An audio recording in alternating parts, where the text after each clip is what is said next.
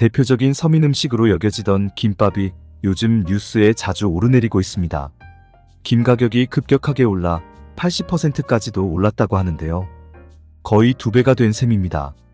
K푸드가 세계적으로 인기를 끌면서 김밥이 건강하고 가성비 있는 음식으로 여겨졌기 때문인데요.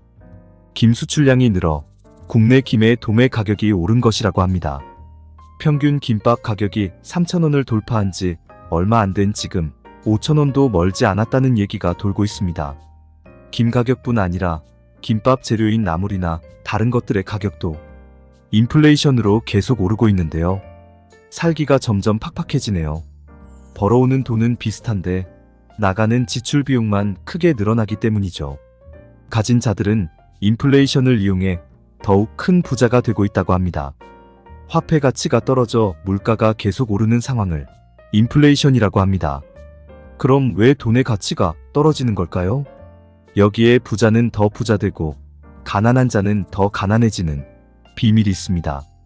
오늘 나눌 내용은 자본주의를 살아가고 있는 우리에게 너무 중요하기 때문에 꼭 알아가셔서 인생 계획에 반영하셨으면 좋겠습니다. 사실 인플레이션을 만드는 주체는 국가입니다. 국가는 여러 가지 역할을 하고 있습니다. 외부 침입에 맞서 영토를 지키고 도둑 같은 범죄나 큰 사건이 일어날 때 도움을 주고 도로나 공항, 항구 같은 기반 시설을 만들어 최소한의 생활을 영위하게 도와줍니다. 요즘은 복지에도 많은 비용이 들어가죠. 그런 여러 가지 활동을 하려면 돈이 필요합니다. 그러려고 세금을 걷어들이죠.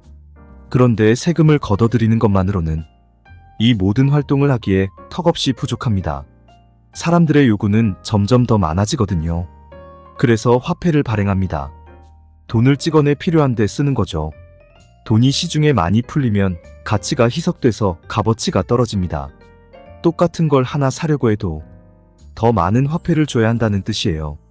10년 전 김밥 가격이 1,000원이었는데요. 지금은 4,000~5,000원 하니까요. 몇 년 전 코로나 발생 당시 국가가 재난지원금으로 뿌린 돈을 생각해보세요. 공짜 점심은 없다고들 합니다.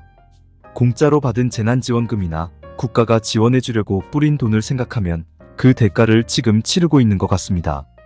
우리나라뿐 아니라 전 세계 모든 국가들이 마찬가지일 것입니다. 국가가 존재하는 한 돈은 계속 찍어낼 것이고 물가 상승인 인플레이션은 계속 존재하겠죠. 그렇다면 우리는 어떻게 대응해야 할까요? 각자 도생하는 수밖에 없을 겁니다. 가치가 계속 떨어지는 화폐 말고 가치가 계속해서 올라가는 다른 것으로 바꿔놔야 합니다.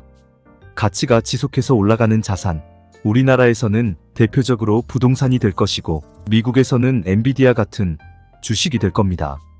우리나라도 삼성전자 주식이 많이 올랐고 미국도 집값이 많이 오르긴 했지만 대다수의 국민이 보유한 자산 비율을 보면 우리나라는 압도적으로 부동산이라는 거죠. 10년 전 강남 3구 아파트의 평균 매매가는 10억에 살짝 못 미치는 9억 4천만 원대였는데요.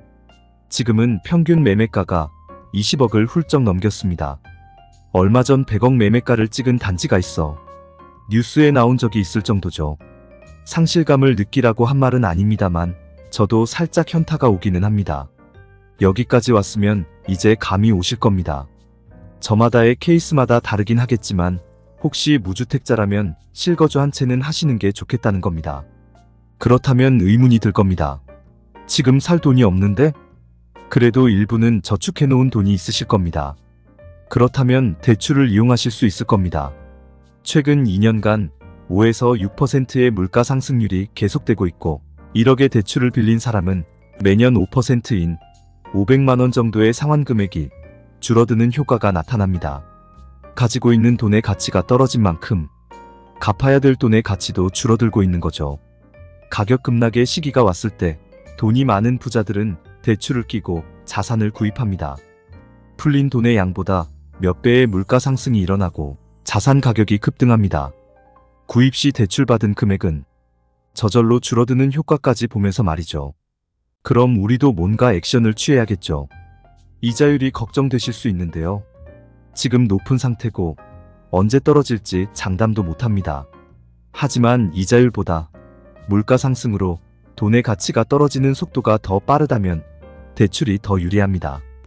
혹시 인구수가 줄어들까, 일본처럼 될까 걱정돼서라면 누구나 살고 싶어 하는 곳을 사면 되지 않을까요? 간단하게 수도권 정도로 얘기하고 마무리하겠습니다. 참, 부동산만 자산이 아니죠. 주식도 금도 모두 자산입니다. 요즘은 비트코인 한 개도 1억 가까이 되니 얘도 자산으로 이젠 인정해야 하지 않을까 싶은데요. 모든 자산은 포트폴리오로 구성하면 좋지 않을까 싶습니다. 절반 이상은 부동산에, 나머지는 금이나 주식, 그리고 일부는 현금으로 하면 이상적이지 않을까요? 포트폴리오 관련해서는 채널 만든 초기에 올린 영상이 있습니다. 혹시 궁금하신 분들은 참고하시면 되겠습니다. 모두 부자 되시길 응원하겠습니다.